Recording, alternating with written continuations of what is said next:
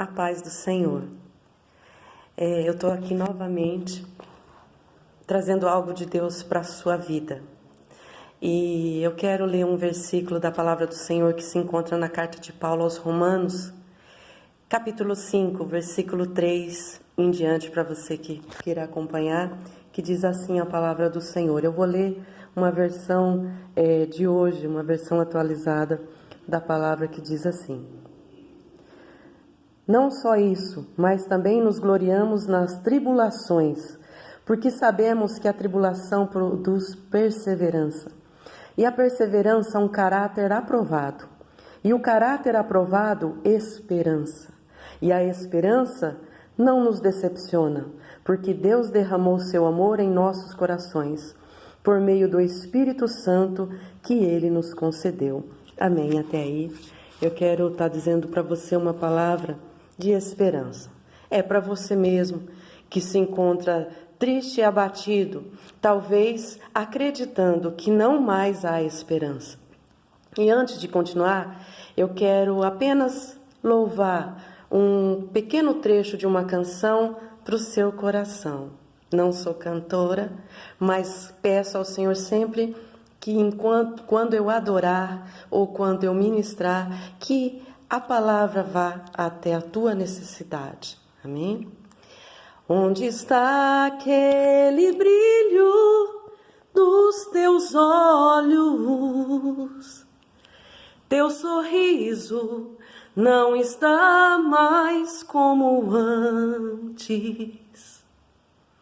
O amor se esfriou, cresceu o ódio e te aprisionou sem dar nenhuma chance.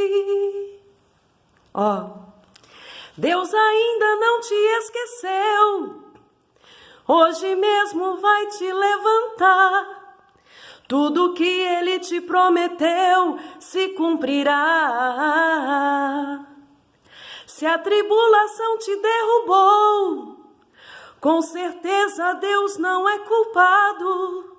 Como antes, sempre esteve do teu lado.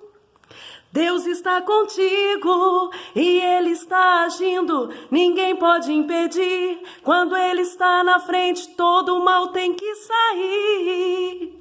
É só pedir com fé, que já é garantido. Deus está contigo, o Deus do impossível, vitória vai te dar. Até da sepultura Ele faz ressuscitar. Pode acreditar que Deus está contigo. Amém. Creia nisso. Ele está contigo. Você pode dizer, mas o momento está tão desesperador. O momento está tão difícil. Como pode alguém me dizer que Deus está comigo? No Evangelho de João ele diz que antes de aborrecer você, aborrecem a Ele. Quando alguém te maltrata, maltratam a Ele. Então, verdadeiramente, o Senhor está contigo. Eu li uma palavra em que nós temos que, através das nossas lutas e dificuldades, ir nos aperfeiçoando até chegar na esperança. A esperança, aquela que é importantíssima, que esteja ardente no nosso coração. Eu quero te dizer que vale a pena você ter esperança no Senhor. Vale a pena você crer que Deus é fiel. Vale a pena você ter fé. E a fé é acreditar naquilo que não se vê. E eu quero dizer para você que a verdadeira fé em Deus é exatamente isso. É você acreditar sem duvidar que mesmo as coisas que você não consegue enxergar, mesmo as portas que você não enxergue possibilidades que elas venham a se abrir, elas virão através da fé.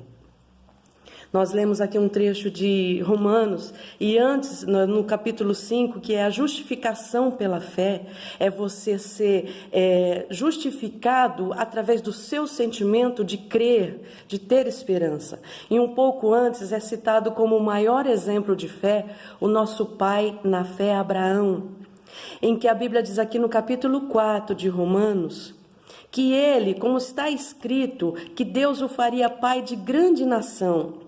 perante aquele no qual ele creu, a saber Deus, o qual vivifica os mortos e chama as coisas que não são como se elas já existissem. Depois ele diz assim, que Abraão creu em esperança, querido. Ele creu em esperança contra a sua própria esperança, que seria feito realmente pai de uma nação, conforme o que Deus havia lhe dito que faria. Assim será a sua descendência. Olha só que interessante, Abraão creu, Abraão teve esperança além da sua esperança. O que significa? Que humanamente falando não existia mais em que acreditar. Humanamente falando não havia de onde mais esperar a realização das coisas. O Senhor prometeu que Abraão seria pai, mas ele já era velho, a sua esposa já era velho, estéril, já tinha cessado o costume de um casal, mas havia uma promessa de Deus nas vossas vidas. E assim, diante do olhar humano, onde não tinha esperança, não tinha possibilidades, ele decidiu acreditar nas palavras de Deus. Ele focou-se nas palavras do Senhor, ao invés de se focar nas possibilidades humanas. É isso que o Senhor quer te dizer nesse momento.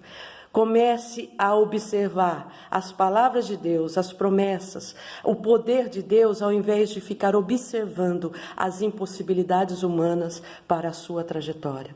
A impossibilidade humana na sua saúde, a impossibilidade humana na sua profissão, a impossibilidade humana nos seus estudos que você ainda não concluiu, as possibilidades humanas que não existem diante do seu lado emocional, que tem te aferido, que tem mostrado que você talvez esteja até depressivo, abatido.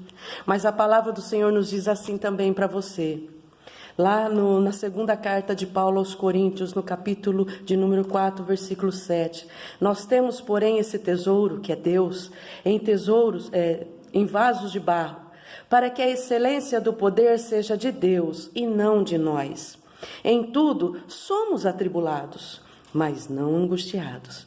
Somos perplexos, mas não desanimados. Somos perseguidos, ai como somos, mas não desamparados. Somos até abatidos, mas não destruídos.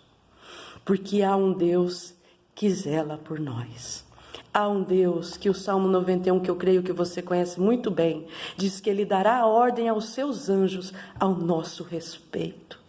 Ei, ainda que falte possibilidades humanas para você sair dessa situação, Deus está contigo e manda dizer para você que há uma saída. Tenha esperança, ainda que tenha que ser além da sua própria esperança humana. Que Deus abençoe a sua vida. Ele te ama muito, em nome de Jesus. Amém.